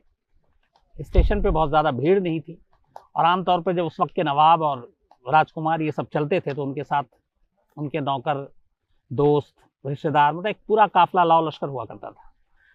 तो जब अमरेंद्र हावड़ा रेलवे स्टेशन पहुंचे ट्रेन पकड़ने के लिए, भीड़ भाड़ थी, अचानक एक शख्स जिसने ग्रे रंग का एक शॉल ओढ़ा हुआ था, वो अमरेंद्र के पास से गुजरता है और उसको धक्का देकर वो गुजर जाता है। इतनी देर में अमरेंद्र को लगता है कि उसकी हाथ में कोई चीज, कोई पिन चुभाया गया है। उसको थोड़ी सी तकलीफ होती है, वो हाथ मलने लगता है। इस दौरान में उसके जो साथी और नौकर देखते हैं, पूछते क्या हुआ। उसने कहा एक शख्स टकराया और हाथ में कुछ हो रहा है। बात आई गई होती है, ट्रेन का इंतजार करने लगते हैं, लेकिन थोड़ी देर के बाद वहां पे कुछ येलो सा एक लिक्विड सा निकलने लगता है हाथ से। तो साथी कहते हैं कि चलिए यहाँ पे किसी डॉक्टर को दिखा लेते हैं। बोलता नहीं, मामूली सी चीज है, कोई बात नहीं। इसके बाद वो ट्रेन में बैठकर पाकुर पहुंच जाते हैं। लेकिन पाकुर पहुंचने के बाद अगले दिन से ही अमरेंद्र को फीवर हो जाता है, बुखार आने लगता है। धीरे धीरे बुखार बढ़ता है। घर वाले पहले देसी इलाज करते हैं, बुखार नहीं उतरता, फिर डॉक्टर के पास ले जाते हैं। 3 दिन बीत जाता है, 3 दिन तक बुखार नहीं उतरता, बुखार तेजी से बढ़ता रहता है। चौथे दिन घर वाले वहां के एक डॉक्टर के मशवरा पर अमरेंद्र को लेकर वापस कोलकाता पहुंचते हैं ताकि कोलकाता में उसका इलाज कर सके।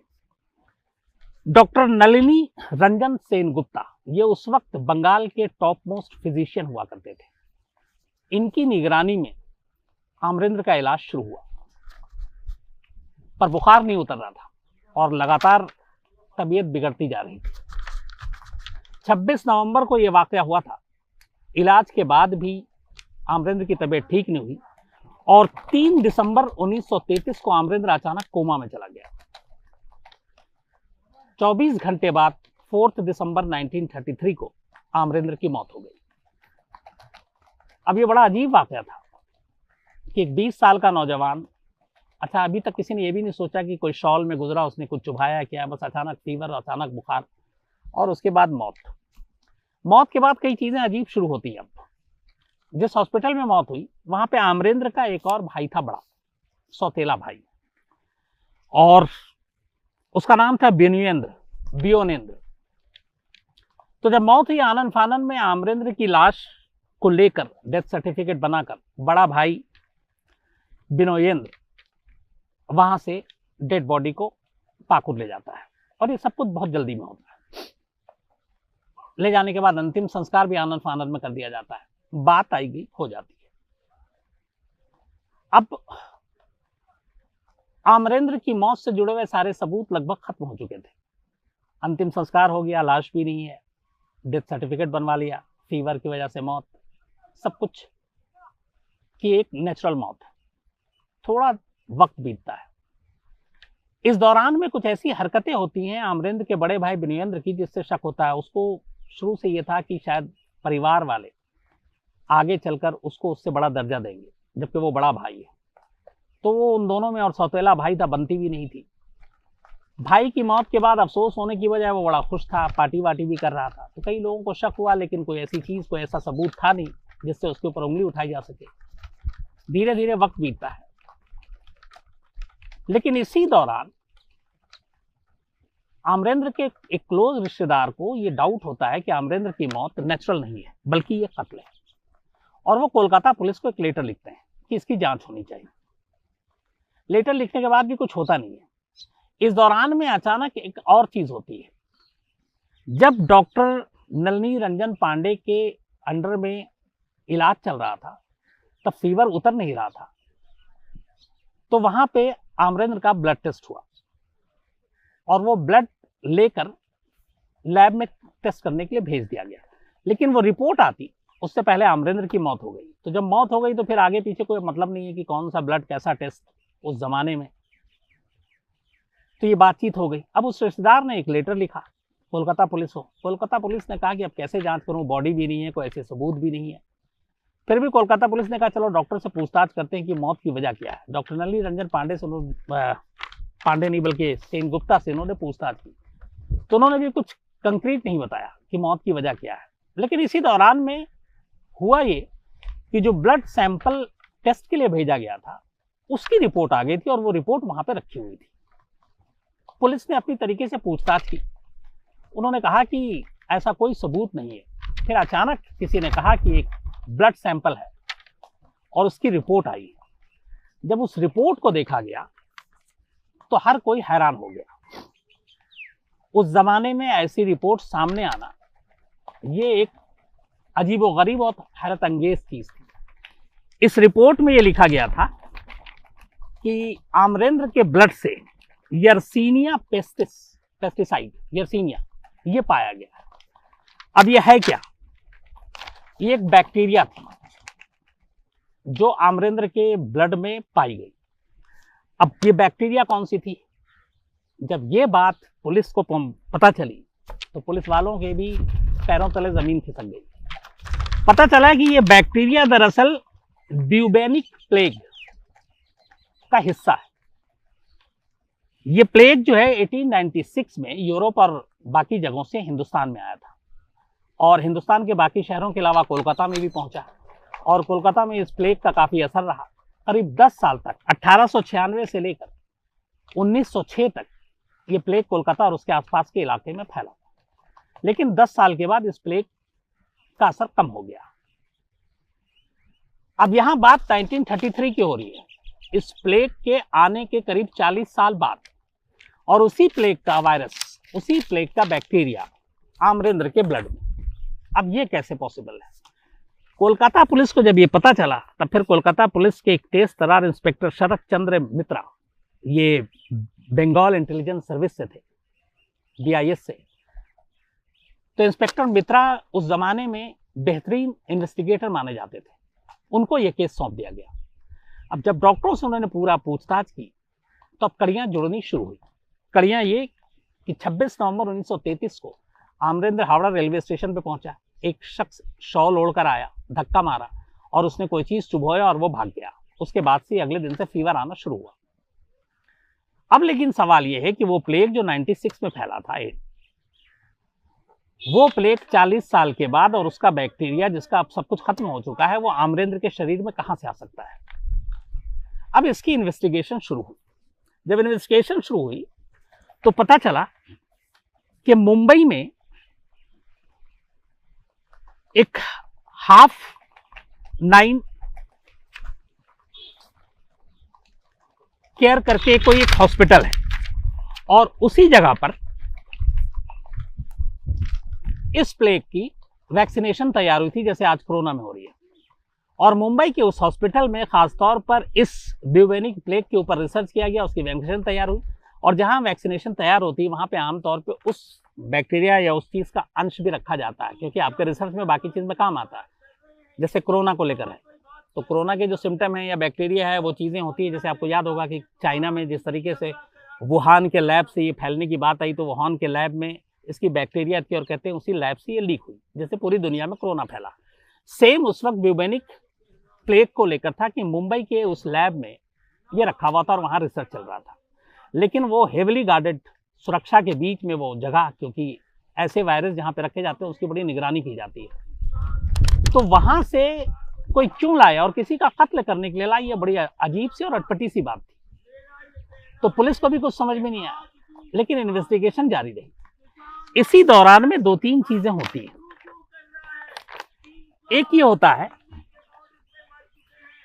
कि जैसे ही कोलकाता पुलिस FIR दर्ज करके अब इस मामले की जांच करती है, ब्लड रिपोर्ट आने के बाद जो बड़ा सौतेला भाई है व्योनेंद्र, वो अचानक बाकुर से गायब हो जाता है। उसकी तलाश की जाती है, वो आसनसोल रेलवे स्टेशन पर मिलता है, वहां से उसको पकड़ा जाता है, लेकिन वो अपनी सारी चीजों से इनकार कर देता है। अब पुलिस की जांच चलते चलते चलते अचानक पता चलता है कि एक डॉक्टर तारानाथ भट्टाचार्य, और डॉक्टर तारानाथ भट्टाचार्य ब्यूकेंद्र के जानने वाले हैं। और इन्वेस्टिगेशन होता तो पता चलता है कि बंगाल या कोलकाता का रहने वाला इकलौता ये डॉक्टर तारानाथ भट्टाचार्य है, जो मुंबई के उस लैब में कुछ साल पहले गया था एज एन असिस्टेंट लैब के तौर पर काम करने के लिए। ये उस हॉस्पिटल में गया जहां पे वो वायरस रखा हुआ था और जहां वैक्सीनेशन हुई थी। अब तारानाथ भट्टाचार्य से पूछताछ होती है तो एक दूसरे डॉक्टर का नाम आता है, डॉक्टर वकील। डॉक्टर वकील के अंडर में तारानाथ ने काम किया और डॉक्टर वकील ही वो शख्स थे जिन्होंने उसको लैब असिस्टेंट का सारा काम सिखाया। अब इन सारों से बातचीत करते करते फिर एक तीसरे डॉक्टर का नाम आता है, डॉक्टर शिवापादा भट्टाचार्य। डॉक्टर शिवापादा भट्टाचार्य सीधे सीधे ब्योनेंद्र, जो कि आमरेंद्र का बड़ा भाई था, उसके करीबी थे। और डॉक्टर शिवापादा भट्टाचार्य ही वो शख्स थे जिन्होंने रेफरेंस लेटर लिखकर दिया था डॉक्टर तारानाथ भट्टाचार्य को कि ये एक लैब असिस्टेंट है और ये जर्म्स पे और वायरस पे काम कर रहा है। और तब उनके कहने पर, उनके सिफारिशी लेटर पर, मुंबई में उस जगह पे जहाँ पे ये लैब में वैक्सीनेशन तैयार हुई, जहाँ पे ये वायरस था, वहाँ पर डॉक्टर तारानाथ जाकर काम करता है। काम करने के बाद तारानाथ गया था किसी और मकसद से, लंबी प्लानिंग थी। उसके बाद फिर ये पूरा राज खुलता है। आमरेंद्र का बड़ा भाई डॉक्टर शिवपादा भट्टाचार्य के साथ मिलता है। उसे वहां प्रिंस बनना था। आमरेंद्र की ज्यादा चलती थी, लोग उसको ज्यादा मानते थे, वो उसको रास्ते से हटाना चाहता था, लेकिन चाहता था कि कत्ल भी ना लगे तो फिर क्या हो। और इसके लिए उस जमाने में 1933 में उसने एक प्लानिंग की। उसने कहा कि ये प्लेग फैला था और प्लेग की खबरें वो अखबार में पढ़ता रहता था। उसे ये भी पता चला कि इस प्लेग के ऊपर काम हो रहा है मुंबई के एक लैब में, और मुंबई के लैब में इसके कि वो रखे हुए हैं वहां पे बैक्टीरिया। फिर इसने अपने एक और डॉक्टर को तैयार किया, डॉक्टर तारानाथ को, और उससे पहले लैब असिस्टेंट की पूरी सारी काम करवाया, उसको पूरा एकदम तैयार किया एक प्रोफेशनल के तौर पर। उसके बाद जब वो तैयार हो गया तब डॉक्टर शिवापादा भट्टाचार्य के रेफरेंस लेटर पर उसको मुंबई भेजा। मुंबई जाकर वो उस लैब से बाकायदा वहां पे काम करता और धीरे धीरे उस बैक्टीरिया के बारे में वो पूरी जानकारी निकालता है। और जब उसके पास उस बैक्टीरिया के अंश आ जाते हैं तो वो उसे गुपचुप तरीके से लेकर कोलकाता आता है। कोलकाता आने के बाद वो अपने साथी के जरिए एक इंजेक्शन में इंजेक्ट किया जाता है आमरेंद्र को हावड़ा के स्टेशन पर। और उसके बाद धीरे धीरे उसकी हालत बिगड़ती है, उसको बुखार आता है, फिर वो खून की उल्टियां करता है और आखिर 4 दिसंबर 1933 को उसकी मौत हो जाती है। इन सारी चीजों के बाद मामला कोर्ट में जाता है और उसी दौरान में टाइम मैगजीन इस खबर को छापती है कवर पेज पे कि कैसे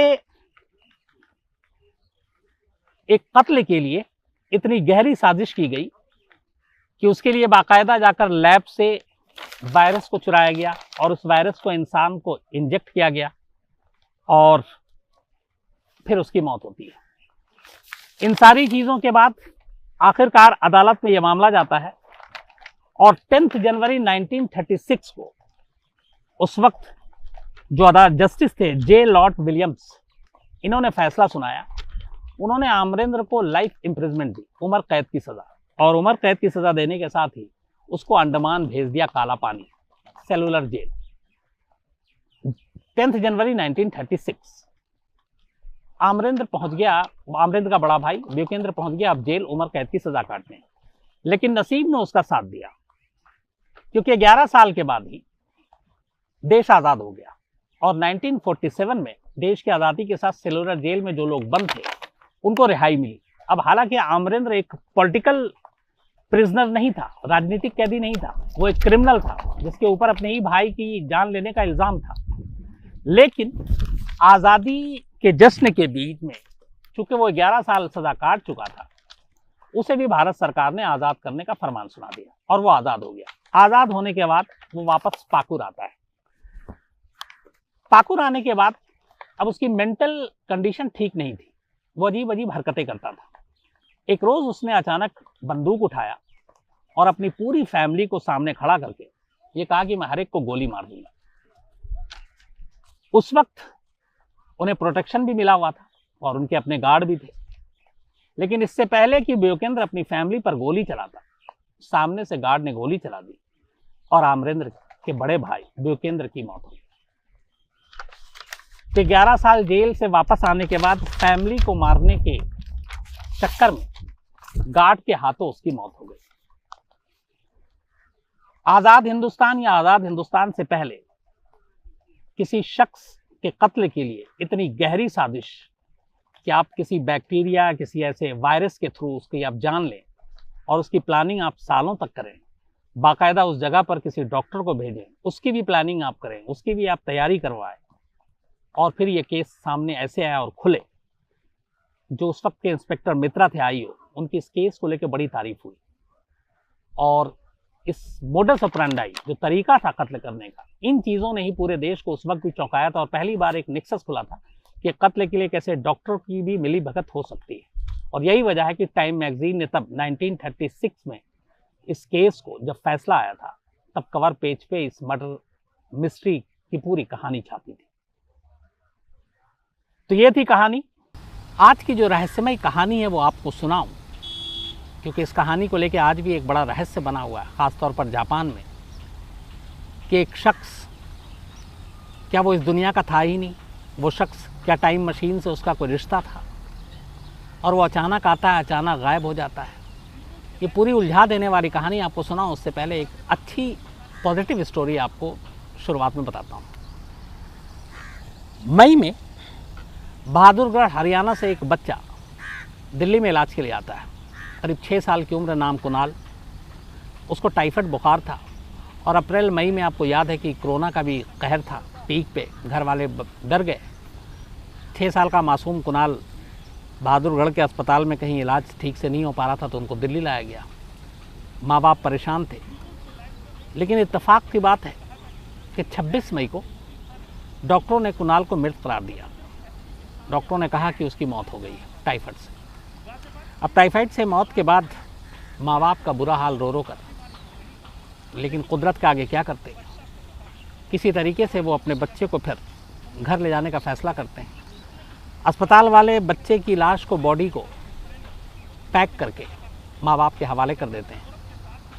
फैमिली कुणाल की लाश को लेकर घर पहुंचती है। दादा दादी भी थे परिवार में। घर में तमाम लोगों का बुरा हाल, क्योंकि 6 साल का कुणाल सबका प्यारा था, और इस उम्र में इस तरह से मौत हो जानी कोई यकीन नहीं कर रहा था। माँ का तो रो रो कर बुरा हाल था। माँ बार बार लाश से लिपट कर रो रही थी।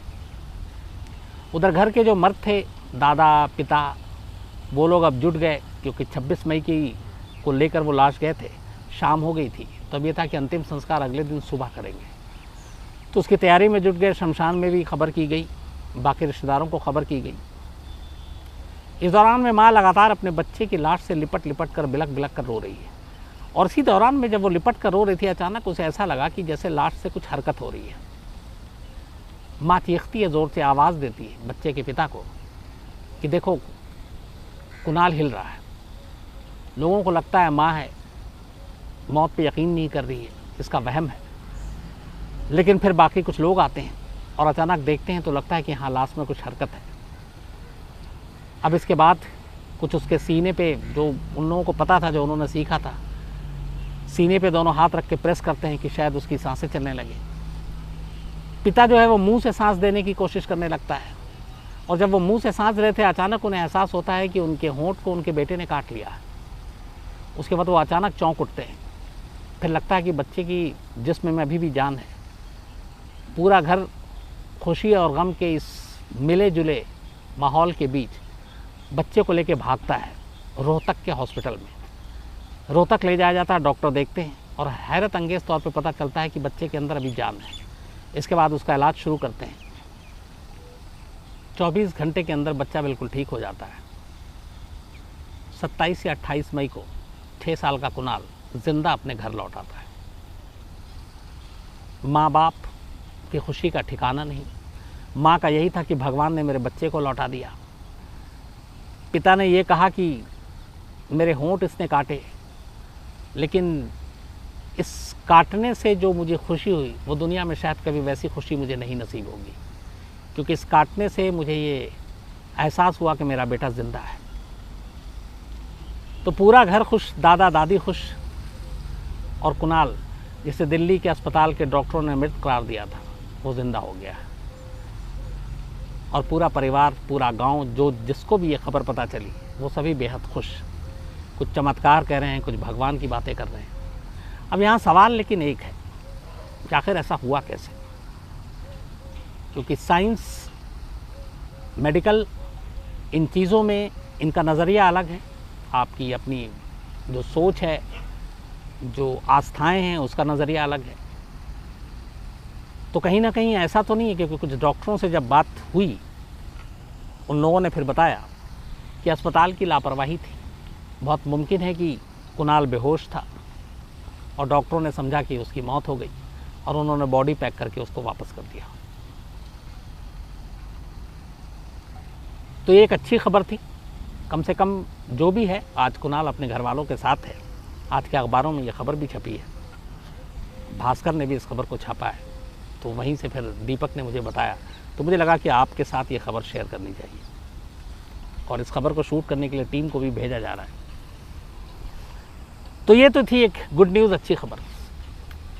अब आते हैं आज की रहस्यमयी कहानी पर। कभी कभी ऐसी चीज़ें हो जाती हैं इस दुनिया में जिस पर यकीन करना बेहद मुश्किल काम होता है, और लगभग आज से 67 ईयर बैक, 67 साल पहले एक ऐसा ही हादसा हुआ। एक ऐसा हादसा, एक ऐसा रहस्य जिसको आज भी सुलझाया नहीं जा सका है। बात जुलाई 1954 की है। 1954 में, और ये कहानी जापान के टोक्यो की है, टोक्यो एयरपोर्ट की है, बल्कि जो टोक्यो का एयरपोर्ट है उसका नाम था हैनेडा। तो दोपहर करीब 12:30 बजे यूरोप से एक फ़्लाइट आती है टोक्यो के हैनेडा एयरपोर्ट पर। फ़्लाइट लैंड करती है, पैसेंजर एक एक कर उतरना शुरू होते हैं। पैसेंजर की सारी तलाशी ली जाती है, उनके डॉक्यूमेंट्स, पासपोर्ट, वीज़ा सब चेक किए जाते हैं, क्योंकि इंटरनेशनल फ़्लाइट थी। तो एक एक कर सबकी जांच की गई। तभी उसी फ्लाइट में से एक शख्स ऐसा उतरा कि हैनेडा एयरपोर्ट के जो काम करने वाले कर्मचारी हैं, वहाँ के ऑफिशियल हैं, इमिग्रेशन काउंटर पर एक शख्स का जब पासपोर्ट हाथ में लिया तो वो चौंक उठा। उसको बरसों से एयरपोर्ट पे उसकी ड्यूटी थी और वो डेली सैकड़ों मुसाफिरों को देखता था, उनके पासपोर्ट देखता था, वीज़ा देखता था, तो अपने काम में वो माहिर भी था, कोई नौसिखिया नहीं था। लेकिन उस पासपोर्ट को देख के वो उस दिन चौंक गया। उसने वैसा पासपोर्ट इससे पहले कभी नहीं देखा था। जब उसने पासपोर्ट को खोला और सब कुछ देखा तो वो और चौंका। उस पासपोर्ट पे जिस देश का नाम था, उस देश के बारे में उसने कभी सुना ही नहीं था। अब ऐसा नहीं है, बहुत सारे ऐसे देश हैं जिसके बारे में शायद हम आप भी, क्योंकि दुनिया में करीब 200 के आसपास, और यूएन से जो एफिलेटेड हैं वो 195 प्लस हैं, तो ज़रूरी नहीं है कि हमें 200 देशों के नाम पता हों, लेकिन कभी ना कभी कुछ ना कुछ पढ़ते लिखते हैं तो कुछ पता चलता रहता है। तो उसका जब पासपोर्ट देखा तो उस पासपोर्ट पे लिखा हुआ था टॉरेड, TORED। तो उस अफसर इमिग्रेशन काउंटर पे वो चौंका और उसने पासपोर्ट देखने के बाद कि ये कौन सा देश है, इससे पहले कभी उसने देखा नहीं। फिर भी लगा कि उसकी शायद जानकारी कम हो। उसने वर्ल्ड मैप उठाया, जो इन लोगों के पास सारे कंट्री के नाम और सारी चीज़ें होती हैं, वो देखना शुरू किया। अब पूरे वर्ल्ड मैप में टॉरेड नाम का कोई देश ही नहीं मिला। वो बड़ा परेशान। फिर उसने पूछा उससे कि आप कहाँ से आए, तो उसने कहा टॉरेड से आया। तो उसने कहा कि पर ये तो कहीं मैप में भी नहीं है ये देश। तो उसने कहा मुझे नहीं मालूम, पर मैं तो वहीं से आया और ये मेरा पासपोर्ट है, ये मेरा वीज़ा है। फिर उसने कहा कि मैं इससे पहले यूरोप के कई देशों से होकर आ रहा हूँ और आप मेरा पासपोर्ट चेक कर लीजिए। अब उस अधिकारी ने फिर से पासपोर्ट चेक किया और उसमें वाकई देखा, उसने यूरोप के कई देश के अलग अलग वीज़ा थे उस पर, और बाकायदा उसमें इमिग्रेशन आने और जाने की सारी मोहरें थीं, और वो सारी रियल और ओरिजिनल थी। जो वीज़ा थी वो भी ओरिजिनल थी। लेकिन ये सारी चीज़ें देखने के बावजूद उस अधिकारी के मन में ये था कि आखिर उसने इस देश का कभी इससे पहले नाम सुना है कि क्यों नहीं सुना। उसे उस पर फिर भी शक होता है। उसके बाद वो उससे पूछता है कि अच्छा आप जापान आने का अपना मकसद बताइए। तो शख्स कहता है कि मुझे जापान में एक बिज़नेस सिलसिले में आया हूँ और इस कंपनी के कुछ लोगों से मेरी मुलाकात है। कंपनी का नाम बताता है और फिर उस होटल का नाम बताता है जहाँ उसने ऑलरेडी पहले से उसने कहा कि मेरी बुकिंग है, मुझे वहाँ जाकर अभी चेक इन करना है। जब ये सारी जानकारी दे दी लेकिन फिर भी वो अफसर कन्विंस नहीं हुआ, तो उसने अपने सीनियर अफसरों को इसकी खबर दी और बोला कि एक शख्स आया, उसका पासपोर्ट ये है, लेकिन वो देश कहीं मुझे दिखाई नहीं दे रहा दुनिया के नक्शे पर, और अजीब लग रहा है। सुरक्षा अधिकारियों ने कहा कि उसको अलग से लेकर आओ। अब उसको अलग ले जाया गया, उसकी पूरी तलाशी ली गई, उसके सारे सामान की तलाशी ली गई, उसके पासपोर्ट और वीज़ा को देखा गया और इत्तेफाक से वो वीज़ा भी जो है वो ओरिजिनल निकला। लेकिन मामला आके रुक रहा है पासपोर्ट पर, क्योंकि उस पर टॉरेड लिखा हुआ है। और अब टॉरेड एक या तो काल्पनिक देश है या इस दुनिया में है ही नहीं, तो क्या करें। तो उससे फिर पूछा गया कि ये बताओ कि ये देश तुम्हारा जानते हो? उसने बोला हाँ। तो अब उसके सामने उन अफसरों ने वर्ल्ड मैप रखा और बोला कि ये है दुनिया के नक्शा, दुनिया के तमाम देश इस नक्शे में हैं, तुम ये बताओ तुम्हारा देश इस नक्शे में कहाँ पर है। उसने यूँ नक्शा देखा और थोड़ी ही देर में, ज़्यादा वक्त भी नहीं लिया, और सीधे उसने उंगली रख दी। जहाँ पे उसने उंगली रखी वहाँ पे उस देश का नाम लिखा था अंडोरा, ANDORA। तो जब उसने दिखाया तो फिर उन अफसरों ने कहा कि ये तो अंडोरा है, टॉरेड तो है नहीं। तो वो देख के चौंकता और कहता है कि ये तो टॉरेड है, अंडोरा कब हो गया? और अंडोरा ये कौन सा नाम है? मैं टॉरेड बता रहा हूँ, मैं उसी देश का हूँ। अब उसकी बातचीत, उससे जितनी पूछताछ हुई, उसके कागजात, उसके वीज़ा, उसके पासपोर्ट के देखकर जापानी अथॉरिटी ये मान रहे हैं कि ये जो भी कह रहा है सच कह रहा है। लेकिन सवाल ये है कि उस सच पे यकीन कैसे करें, क्योंकि जिस देश का ये पासपोर्ट लेकर आया वो देश असल में कोई अस्तित्व में है ही नहीं दुनिया में, और ये काल्पनिक देश है। तो ये शख्स कौन है? फिर उन्हें लगता है कि ये कोई बहुत बड़ा शातिर है, अपराधी है और माहिर है फौर्जरी करने में, बाकी सारी चीज़ों में। फिर उन्होंने कहा अब ये बात ऊपर तक अपने और सीनियर अफसरों तक पहुंचा जाएगी, लेकिन तब तक क्या करूं? तो तब तक ये कहा गया कि इसके ऊपर डाउट था, इसको वहीं एयरपोर्ट के करीब, एयरपोर्ट अथॉरिटी के एक होटल में ले जाया गया और कहा गया कि जब तक आपका क्लियरेंस ना हो जाए, आपके देश की सच्चाई सामने ना आ जाए, तब तक आप इसी होटल के अंदर रहेंगे और आप यहाँ से बाहर नहीं निकलेंगे। और वहाँ पे कुछ सुरक्षा अधिकारियों को तैनात कर दिया गया। इस दौरान में अथॉरिटी ने अब एक और जांच की। उन्होंने कहा कि इसने बताया कि मैं जापान एक व्यापार के सिलसिले में आया, बिज़नेस के सिलसिले में आया, एक कंपनी के साथ मुलाकात है और फलाने होटल में मेरा चेक इन है, बुकिंग है। तो वहाँ जांच की गई। उस कंपनी के साथ जब कांटेक्ट किया गया और बताया गया कि ये शख्स है और ये नाम बताया कंपनी के इस अफसर से मिलना है, तो उन्होंने मना कर दिया। उन्होंने कहा कि हम इस शख्स को तो जानते ही नहीं, हमारी कोई इसके साथ अपॉइंटमेंट नहीं है, हमारी कोई मुलाकात नहीं, हमारी कोई बिज़नेस डीलिंग नहीं है। इसके बाद जाँच उस होटल तक जाती है जहाँ पर उसने कहा था मेरा चेक इन है। वहाँ पे पूछताछ होती है तो पता चलता है कि नहीं, इसकी कोई चेकिंग नहीं, इसकी कोई बुकिंग नहीं है। अब उन्हें और डाउट होता है, उन्हें लगता है ये झूठ बोल रहा है और ये कुछ मामला गड़बड़ है। तो उसे ले जाकर एक होटल में रख दिया जाता है। तब तक शाम हो चुकी थी, ये सारी पूछताछ के कवायद में अब रात हो गई। उसको खाना भी होटल में सर्व किया जाता है और होटल की चारों तरफ, जिस होटल के कमरे में रखा गया था, वहाँ से उसके निकलने का कोई रास्ता नहीं था और बाहर दरवाजे पे सुरक्षा गार्ड बिठा दिया गया। अब ये हुआ कि अगले दिन इसका फैसला किया जाएगा। अगले दिन सुबह होती, सुरक्षा गार्ड दरवाज़ा खोलता है, नॉक करता है। दरवाज़ा खुला हुआ था, अंदर जाता है, कमरे से वो शख्स गायब। पूरे कमरे को ढूंढ मारता है, वो मिलता नहीं और कहीं से भागने का रास्ता नहीं था। कमरे से उसका जो कपड़े वपड़े पहनने के सामान उसको एक ब्रीफकेस में रखा था, जो उसको इजाज़त दी गई थी अपने साथ रखने की, वो सारी चीज़ें गायब और वो खुद गायब। अब वो हैरान फ़ौरन अपने अफसरों को खबर देता है। उधर एयरपोर्ट अथॉरिटी पर के पास जब ये खबर पहुंचती है तो वो हैरान हो जाते हैं। फिर उसके सामान की वो तलाशी दोबारा लेने का फ़ैसला करते हैं, जो उन्होंने ज़ब्त किया था, उसका पासपोर्ट, वीज़ा और बाकी चीज़ें। जब वो लॉकर रूम में जाते हैं और उन चीज़ों को निकालने के लिए, तो हैरत अंगेज़ तौर पर वो सारी चीज़ें गायब। ना उसका पासपोर्ट वहाँ पे, जबकि वो कस्टडी में थी, लॉकर में रखा गया था, सुरक्षा घेरे के अंदर रखा गया था, उसके सारे दस्तावेज़ गायब। होटल से वो रहस्यमयी शख्स खुद गायब, एयरपोर्ट अथॉरिटी से उसके सारे पासपोर्ट, वीज़ा, ये सारी चीज़ें गायब। अब हर कोई हैरान कि एक शख्स एक ऐसे पासपोर्ट पे आया जो पासपोर्ट जिस देश का है वो देश इस दुनिया में नहीं है, और वो शख्स जो पासपोर्ट पे वीज़ा और यूरोप के दौरा करने की बात कर रहा है, वो सारे वीज़ा ओरिजिनल हैं। लेकिन वो अचानक रात को अपने कमरे से रहस्यमयी तरीके से भरी सुरक्षा घेरे को तोड़कर गायब। उसका सामान जो उससे भी ज़्यादा महफूज जगह पर रखा गया था, वो सारी चीज़ें गायब। तो आखिर ये था क्या? इसको लेके जापान में बड़ी कहानियाँ आई, बहुत सारी स्टोरीज छपी। कुछ लोगों ने कहा कि ये एक रहस्यमयी शख्स था शायद, और इस दुनिया का था ही नहीं, और आया और गायब हो गया। कुछ लोगों ने अंदाज़ा लगाया कि ये टाइम मशीन का चक्कर है और टाइम मशीन के ज़रिए वो गलती से यहाँ आ गया, फिर उसे लगा कि अब उसका पोल खुल जाएगा, सारी चीज़ें खुल जाएंगी, तो वो गायब हो गया। लेकिन जितनी कहानियाँ थी चलती रही, जांच भी हुई, लेकिन कोई फ़ायदा नहीं, उस शख्स के बारे में कोई जानकारी नहीं मिली। उसके ऊपर बहुत सारी चीज़ें लिखी गई और एक ख़ास तौर पर किताब भी लिखी गई, जिस किताब का नाम है directory of possibilities. Directory of possibilities में इस शख्स के बारे में कि ये क्या क्या हो सकता है, कहाँ से आ सकता है, किसी दूसरे ग्रह से आया, टाइम मशीन की वजह से आया, रहस्यमयी शख्स था, या इसकी असलियत क्या है, टॉरेट नाम के देश का ही पासपोर्ट क्यों था, वो पासपोर्ट कैसे बना, उन सारी चीज़ों के बारे में सारे ऑप्शन इस किताब में लिखे गए। लेकिन कुल मिलाकर कहानी ये है कि आज 67 ईयर्स बीत चुके हैं, 67 साल हो चुके हैं।